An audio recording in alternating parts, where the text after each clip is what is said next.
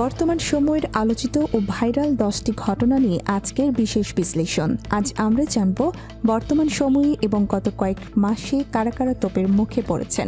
একের পর এক ভাইরাল ঘটনা, রাজনৈতিক উত্তাপ, প্রশাসনিক বিতর্ক আর সামাজিক অস্থিরতা, সব মিলিয়ে যেন টানটান নাটকীয় বাস্তবতা। চলুন শুরু করি নাম্বার 1 দিয়ে। আমি এইখানেই দাঁড়ায় থাকবো। আপনি আমাকে কার্ড ম্যানেজ করে নিয়ে যাবেন। আপনি হাসাহাসির কথা বলতেছেন, আপনি কি বলতেছেন এগুলা?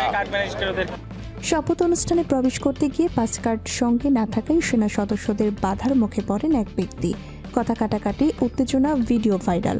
অতঃপর তাকে গ্রেফতার করা হয়েছে কিনা সেই প্রশ্নে সরগরম সামাজিক যোগাযোগ মাধ্যম। কেউ বলছেন নিয়ম সবার জন্য সমান, কেউ বলছেন বাড়াবাড়ি হয়েছে।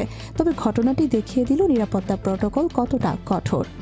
নাম্বার 2, আগের সভাপতি নাই কিন্তু এবার আমি সভাপতি। এটাই মনে রাখবেন। আজকে হবে হয়তো আপনারা জবাব করেন, এবারে করতে কেন আপনারা? ভোক্তা অধিকার দফতরের অভিযানে হঠাৎ বাধা।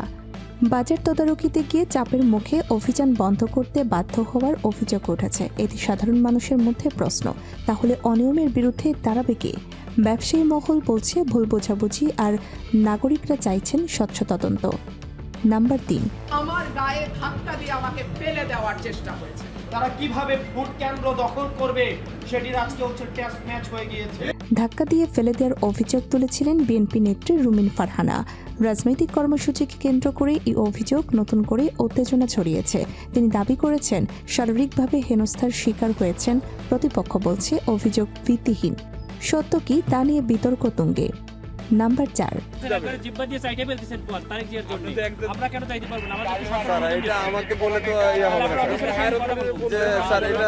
ঢাকা 17 আসনের জামায়াত প্রার্থী সেনাবাহিনীর সঙ্গে বাকবিতণ্ডায় জড়িয়েছেন বলে অভিযোগ। নির্বাচনী পরিবেশে এমন উত্তাপ প্রশ্ন তুলছে শৃঙ্খলা ও সহনশীলতা নিয়ে। সামাজিক মাধ্যমে ছড়িয়ে পড়া ক্লিপ ঘিরে চলছে পাল্টাপাল্টি বক্তব্য। নাম্বার 5, আপনি এরকম বলতে পারেন, আগে শেখ হাসিনা এইভাবে কথা বলতো। শেখ হাসিনা সবচেয়ে বড় মিলিশিয়া ছিল বিএনপির। নির্বাচনের আগে হাসনাত পাটোয়ারি ইস্যুতে ক্ষোভ প্রকাশ করেছেন ডাক্তার জাহিদ রায়হান। চাঁদা তুলতে আসবেন না, কোনো চাঁদাবাজি চলবে না দেবিদ্দার। শপথ নিয়েই চাঁদাবাজদের কড়া হুঁশিয়ারি দিয়েছেন এমপি হাসনাত। আমরা বললাম টুকুর বিএনপি, আমার বিরুদ্ধে বর্তমানে 21টা মামলা। 17 বছর আমরা কোনো ক্ষমতার কোনো মুখ আমি দেখি নাই। বার্তা পরিষ্কার, দুর্নীতির সঙ্গে আপোষ নয়। রাজনৈতিক অঙ্গনে এই অবস্থান কতটা বাস্তবায়ন হবে সেটাই এখন দেখার বিষয়। নাম্বার 6, আপনার অনুমতিতে এখানে আমরা আসিনি।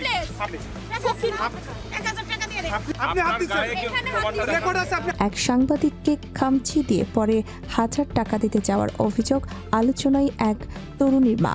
ঘটনাটি নৈতিকতা, পেশাগত নিরাপত্তা ও সামাজিক আচরণ নিয়ে নতুন প্রশ্ন তুলেছে।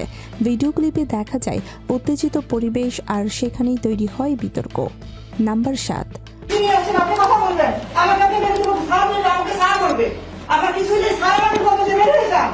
উত্তরা থানায় ওসি তদন্তের রুমে ঢুকে ধূমপান ও এক নারীকে হেনস্থার অভিযোগ। পুলিশ কি নিরুপায় নাকি শৃঙ্খলার ভাঙন? প্রশাসনিক কাঠামোর ভেতরে এমন ঘটনা সাধারণ মানুষের আস্থাকে নাড়িয়ে দেয়। নাম্বার 8, আপনার দেশকে আমাকে চাকরি দিতে পারবে? ধরেন, হ্যান্ডকাপ করেন, এখনই ধরেন, আমি যাবো জেলে। দোকান ভাঙচুরের ঘটনায় ম্যাজিস্ট্রেটকে হুমকি দেওয়ার অভিযোগে এক শিক্ষার্থী আটক। আইন হাতে তুলে নেওয়া কতটা গ্রহণযোগ্য, এই প্রশ্নে সামাজিক বিভাজন স্পষ্ট। নাম্বার 9,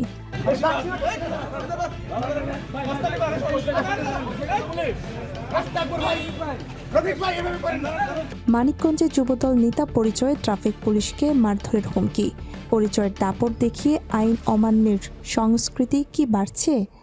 স্থানীয়দের মতে এমন প্রবণতা রুখতে কঠোর বার্তা প্রয়োজন। আর নাম্বার 10, বগুড়ায় সড়কে ব্যারিকেড দিয়ে আলোচিত ব্যক্তিত্ব হিরো আলমকে গ্রেফতার করেছে পুলিশ। তার সমর্থকরা বলছেন এটি হয়রানি, প্রশাসন বলছে আইন শৃঙ্খলা রক্ষার স্বার্থে পদক্ষেপ। ঘটনাটি মুহূর্তেই ভাইরাল হয়ে দেশজুড়ে আলোচনা তৈরি করেছে। সব মিলিয়ে দেখা যাচ্ছে রাজনীতি, প্রশাসন, সামাজিক আচরণ সবখানেই উত্তাপ। কেউ নিয়মের কঠোর প্রয়োগে তোপের মুখে, কেউ অভিযোগের ঘূর্ণিতে। কেউ বা ভাইরাল ভিডিওর চাপে। আমাদের প্রত্যাশা, আইনের শাসন সবার জন্য সমান হবে, অভিযোগের নিরপেক্ষ তদন্ত হবে আর দায়িত্বশীল আচরণই হবে সবার অঙ্গীকার। আপনার মতামত আমাদের জানান, ভিডিওটি লাইক করুন, কমেন্টে আপনার প্রতিক্রিয়া লিখুন এবং চ্যানেলটি সাবস্ক্রাইব করুন। সর্বশেষ রাজনৈতিক আপডেট, গুরুত্বপূর্ণ স্কিপ নিউজ এবং সরাসরি ভিডিও আপডেট পেতে আমাদের সাথেই থাকুন।